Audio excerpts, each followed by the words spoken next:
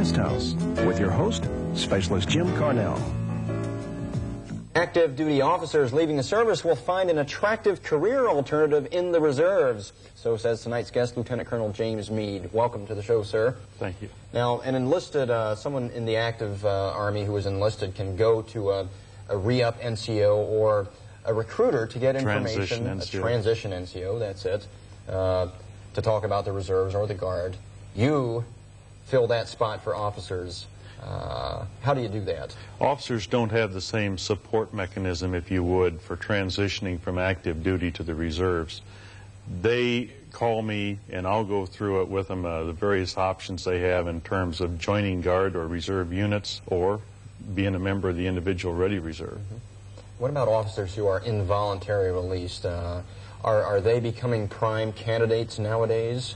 There's a lot of reason why an officer who is, let's say, passed over or otherwise leaving in mid-career would want to give me a call.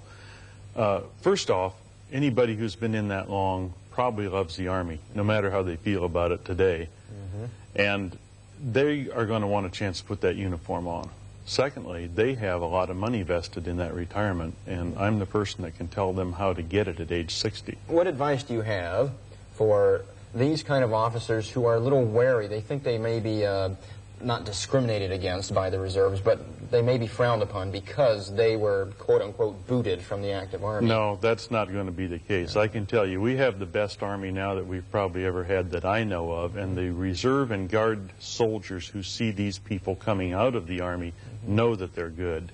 On the other hand, these people coming out have to realize that the Reserve and Guard is probably the best it's ever been, and they have to understand that they're not just going to walk in and save their new company, so to speak.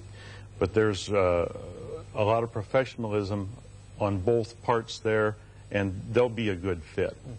Now, they can move into the reserves, be a reservist without being an active reservist in a unit.